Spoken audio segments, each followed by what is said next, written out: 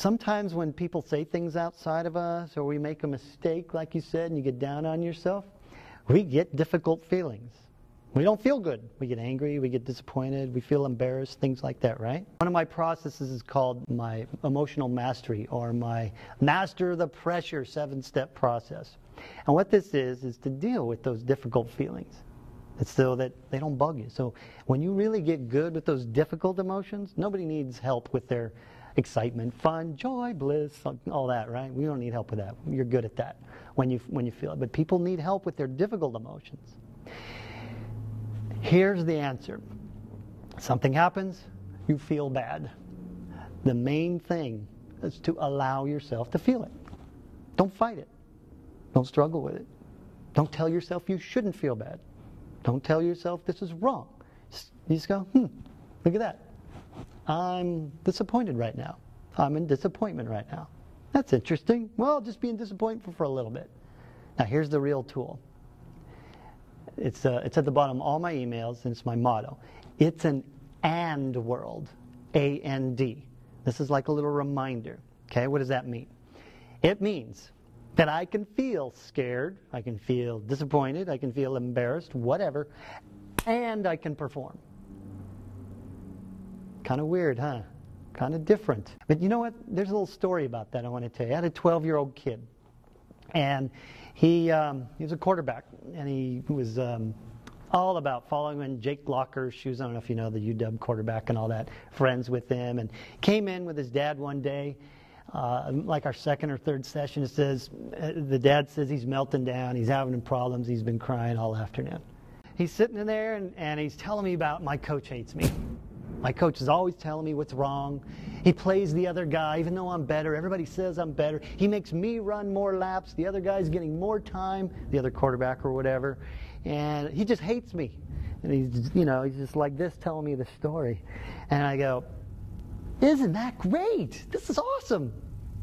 And he looks at me, are you insane, dude? So anyway, he looks at me and goes, what are you talking about? I said, well, isn't it great that you're having this crazy coach right now who's all over you and pushing you and all this? He goes, no, it's not. I go, yeah, it is. It's great. Here's why.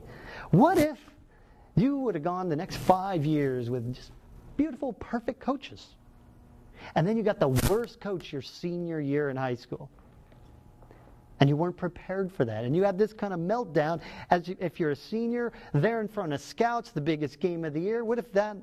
You wouldn't be ready for it. It's great that you're getting it now. We're here together. You're learning these mental toughness techniques, and you get to use it now with this coach. Isn't that great? And he said, my favorite words, if you ever want to write something and hook up with me, Twitter, Facebook, write this. I never thought of it that way. Those are my favorite words I like to hear. Because that's all it is. That's what that translation is. When these things happen, you first allow yourself to be in the disappointment.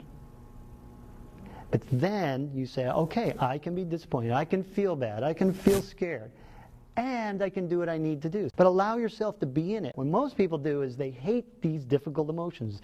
They'll do anything not to feel them. And they struggle with them. But we're fighting with ourselves.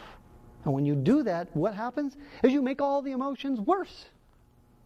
When you allow yourself to just feel stuff, that takes half the energy out of it. Try this. Try this on small things. I know we've all, including me, everybody on the planet, has experienced some really difficult emotions. Friends backstab us, breakups, on and on and on, right? Try it on some small things before you get to the big thing. Here's an example. Are y'all driving? Who drives? Yep. You ever get cut off on the freeway? Yeah.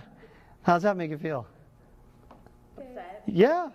Right, so the next time something like that happens in your mind, you're going to practice this emotional mastery process and go, look at that, I'm angry. I'm going to be in anger for a moment, and I can drive safely. I can still drive safely and protect my body and get where I need to go. And I'm going to be angry for a little bit. Now see what that does? You're not fighting with yourself. Now, it's the fighting and the struggling with how we are as human beings, feeling stuff. That's what makes the difficult feelings worse. That's what brings up the anxiety. That's what brings up the fear of screwing up. That's what brings up the the disappointment and the embarrassment, all that stuff. When you get okay with feeling stuff and it's just a thought, then guess what?